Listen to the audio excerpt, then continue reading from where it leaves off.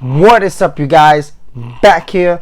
It's fight week. We got UFC 279. Khamzat Chimaev versus Nathan Diaz. That should be a fun fight. I'm also going to talk about Tony Ferguson and Li Zhang in the co-main event. I think this card is going to be fun. The rest of the card is pretty fun too. It got some good fighters there too. I can't wait to watch it.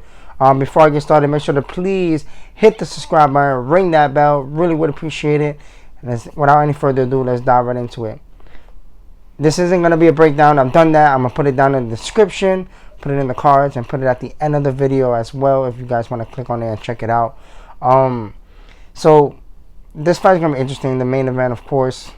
You know, Chimaev been on a roll as of late. Especially when his last fight, if I'm not mistaken, was against Gilbert Burns, and he absolutely, that fight was fun, and it showed his heart in that fight as well because he got rocked by Gilbert Burns. But you can tell to me that Gilbert Burns, you know, was a little smaller than Chimaev is. Chimaev is a big dude. Nate Diaz, and what makes this fight so fun is the fact that, you know, we could see Nate Diaz do some crazy things in the octagon. You know, he wanted Conor at UFC 196. Well, he didn't want Conor at UFC 196, but he definitely called him out and got his opportunity at that card, and absolutely won by renegade choke. Like, you know, Nate Diaz doing Nate Diaz things. But that's why I think this fight is going to be interesting, and why I think it's interesting. The fact is, you can never sleep on Nate Diaz. If Nate Diaz shows up, it's going to be a fun, grueling fight for Chimaev. Now, he doesn't possess that same power that Gilbert Burns has. You know, he definitely rocked Chimaev, I believe, in round 2. You know, so, you know, we got a little bit of everything when it comes to Chimaev. You can tell his corner wanted him to take him down, control him there, and, you know, just be smart even when you're on the ground, because Gilbert Burns is a slick dude on the ground as well. Now, when it comes to the wrestling of Chimaev in this fight with Nate, I think the wrestling aspect Chimaev have. You know, and I say that just because, like, in jiu-jitsu, you're not as much wrestling. Like, it's a big difference when it comes to somebody trying to wrestle you compared to, like, a jiu-jitsu, like, role. To me, personally, I do jiu-jitsu, so, like, and I've moved around with guys that do wrestling. Like, the control and just the smothering that wrestlers have, it's very overwhelming.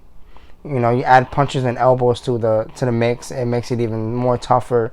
You know, so I think that the wrestling aspect, I think Chimaev has, but he cannot sleep on Nate Diaz jiu-jitsu. Nate Diaz, I know he would definitely try to go roll under, get those legs, or get a beautiful triangle that he has. You know, so again, like, whatever Nate Diaz shows up, you know, that's to be expected of him. You know, he could beat Chimaev, you know, and Chimaev could beat Nate Diaz. I think Chimaev can, if he will win, if he does get the stoppage over Nate Diaz, that'll be even better for him. But I think for 25 minutes, I think Chimaev could definitely beat Nate Diaz in that aspect. You know, because Nate Diaz, like, you know, it's all about what you get, you know, and who shows up that day. But Nate Diaz isn't a slouch either. He's been in the game since forever. And when he fights, no matter if he wins or loses, his stock always stays the same, or it just always goes up. People love him. People love him just for his personality. You know, he gives the real deal when it comes to himself, when he's preparing for a fight or when he's inside the octagon. So I think for me, it's gonna be interesting to see